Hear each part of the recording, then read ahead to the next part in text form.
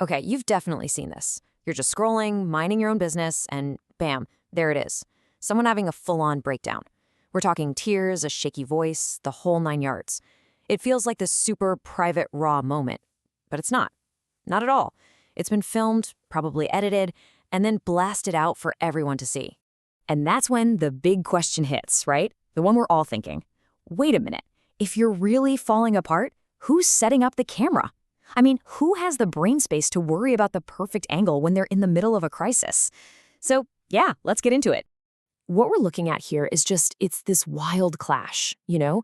It's the most private, human thing imaginable, pure anguish, smashing right into the most public stage in human history. So today, we're going to unpack the psychology behind what I'm calling the social media sob. We're going to figure out why that little voice in your head that says, something's not quite right here, is actually onto something and it's backed by some serious science. So to really get what's going on, we have to start with a basic rule of human behavior. It all comes down to what happens to us the second we know we're being watched. And that brings us to something called the Hawthorne effect. You might also hear it called the observer effect. It's a huge deal in psychology. And what it means is this. The moment you know you're being observed, the moment that little red light on the camera goes on, everything changes. You stop just feeling an emotion, and you start, even a little bit, performing it. You're not just the person in the story anymore, you're also directing the scene. And this is where it gets really interesting. Look at this breakdown. Real, genuine emotion. It's a total mess. It's chaotic, it's unpredictable, and it definitely does not care if you've got good lighting. But the second it's observed emotion, the kind meant for an audience, well, that's a whole different ballgame. It's been shaped, it's been framed, it's been managed. The feeling might be totally real, but the act of hitting record fundamentally changes what it is. Okay, so if we know that recording something changes it, then why do it? Why broadcast your pain? Well, the answer has everything to do with the bizarre economy of the internet today. Right now, we live in what's called the attention economy. Your time, your clicks, your views, that's the gold. And what have content creators figured out? A perfect, shiny, happy life gets you likes, for sure, but showing a messy, vulnerable, broken side of yourself, that gets you something way more powerful. Engagement, connection. It's like vulnerability has become its own kind of currency. And this whole trend has actually been given a name, vulnerability porn.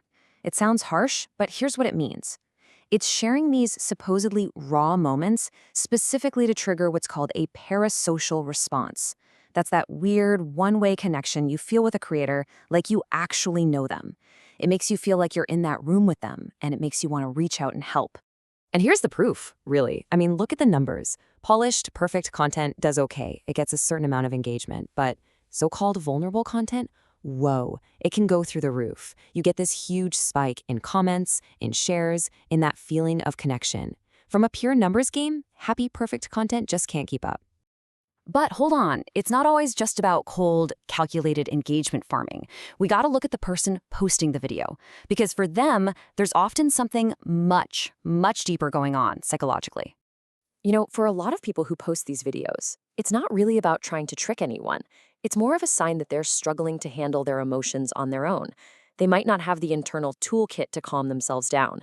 So instead of, say, calling a friend or just sitting with the feeling, they turn to the internet. They broadcast their pain to get this instant rush of support, like a digital hug from thousands of strangers. And that can become a real trap, a need for external validation. This quote really just nails it. A lot of the time, they aren't looking for a solution, they are looking for a witness. So that feeling we get that something is a bit fake, it might not be the tears themselves. The tears can be 100% real. The performance is in the motive. The goal isn't help me fix this, it's please just watch me hurt. Okay, so let's flip this around and talk about us, the viewers. Why do these videos make so many of us physically uncomfortable? You know, that cringe feeling? Well, believe it or not, there's a real psychological reason for that feeling. That cringe you feel, that's your brain's alarm system going off, screaming boundary violation. See, in normal, healthy human relationships, there are unwritten rules about privacy. You don't just dump your deepest trauma on a stranger without their consent. When you see one of these videos, you're essentially being forced to watch an incredibly intimate breakdown. You didn't ask for it, you didn't agree to it, but suddenly you're an unwilling audience to someone's crisis. So Think of that cringe reflex as a defense mechanism. It happens in a split second. Your brain sees this super intimate moment you didn't sign up for. It recognizes that a social boundary has just been crossed, and it sends out this big flashing signal that says, "Warning, this is intrusive." That feeling of discomfort is literally your brain trying to protect you by making you want to look away to get out of an awkward and inappropriate social situation. So, where does all this leave us? What's the bottom line here? Well, it really comes down to the huge difference between true, authentic vulnerability and a performance for an audience. And there's a genuine danger in all this. When your trauma becomes your content, when your pain becomes your brand, you risk blurring the lines between who you are and the character you play online. You start performing your own suffering, and eventually that character can start to swallow the real you. And this, I think, is the most important takeaway of all. Real authenticity, it just doesn't need an audience. Genuine vulnerability, the kind that actually leads to healing, is something you share with people you trust, people who have earned a front row seat to your life. It doesn't need a filter, it doesn't need a caption, and it definitely doesn't need a like button. Real healing, almost always, happens after the camera is turned off. So I want to leave you with this question to chew on. The next time you see one of these videos pop up on your feed, what are you really looking at? Is it a true cry for help that deserves our empathy? Or is it a cry for attention, perfectly packaged for the algorithm?